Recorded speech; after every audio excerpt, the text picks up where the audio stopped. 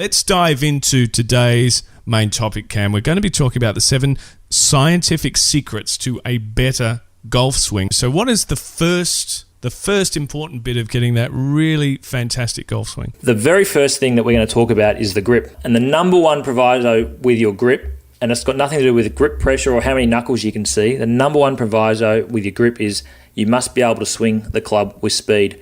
So if you can swing the club with speed, your grip is perfect. Right. Okay. So it's the grip that's restricting a lot of people from getting that speed. Traditionally, maybe they're more concerned with sort of holding the club in the way that they've been told, but it's limiting their speed. 100% correct, Dan. So there's so much advice on grip. Golfers have been taught about you've got to be able to see 2 knuckles, or your V's have got to be pointing to your shoulders, and all that's really not going about it in the right way. If you can take the club and grip it in a way that allows you to swing with speed, it is perfect. And there's 2 things that make it really easy to do so. The first thing is you want your hands to be close together. Now, it doesn't mean you must use an interlocking grip, which is an overlapping or Varden grip, which is typically the most popular grip today. You can even use a baseball grip where your hands are nice and close together. There's the interlocking grip, which Jack Nicklaus and Tiger Woods have made famous. And the Varden grip is where your little pinky sits on top of your other hand. So as long as your hands are close together, you'll do just fine. And the other thing you want to make sure of is that your club is in the base of your fingers of your bottom hand or your right hand if you're right-handed. So hands close together and the club sits across the palm of your hand. This makes it so much easier to swing the club with speed. Do you reckon for players out there, Cam, on the course, that there's, when they're playing with a group of other people, that there's almost a bit of peer pressure to sort of conform to the way that most people hold the club, as opposed to developing your own technique for fear of looking silly and different? Yeah, there's a massive ego thing, especially with males when it comes to playing golf, and we all want to look good, and we all want to make sure that we're not going to sort of break any molds, and we want to do what we think's right. So if you're going to play great golf, I think sometimes you've got to throw out traditional ideas and you've got to follow your heart and your instincts a little bit more. When you do so, you're really tapping into your natural learning system, and better results are definitely possible. So just on finding that better grip, what is one of the best ways that you can actually do it? Is it a case of just getting a club and just running your fingers and down it and sort of feeling what feels comfortable, and then just whacking some balls and seeing what gives you the greatest speed? I mean, how would you go about encouraging someone to find that grip? It's a great question, Dan, and I'm a massive fan of doing a lot of practice away from the golf course. So your backyard can be your best friend when it comes to improving your golf game.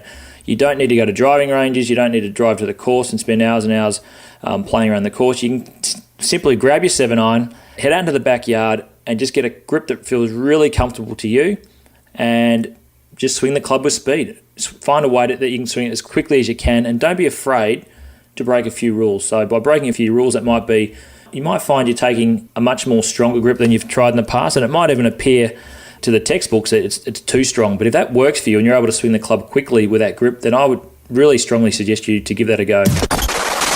Discover how the Rogue Golfer can improve your swing and lower your score with his state-of-the-art training principles and learning products at roguegolfer.com. Well, we're talking about the 7 scientific secrets to a better golf swing. Cam has just talked about the first point, which is very important, which is getting the right grip, because that's going to allow you to really swing with speed. Now, if we're talking about grip, Cam, then we have to be talking about stance, which is the second point. I'm going to say something a little bit controversial here, and that is, I think there's been far too much written about the stance. Essentially, the best thing you can do with your stance is to get comfortable.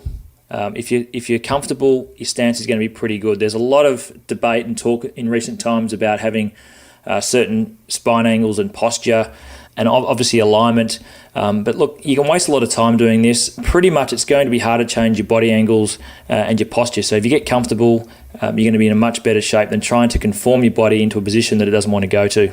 So Cam, how did they discover this information in the scientific study about the stance? How did they find out that comfort is best? I mean, did they sort of put people through the traditional stances and then sort of say to them at the end, okay, we'll try your own, sort of make up your own stance, and then they would sort of test? The testing procedure was a bit of a marathon. You had to have 48 markers placed on the body, And it was a bit of a process, so you had to be dry shaved, which was quite painful, and there's a bit of blood that came with that.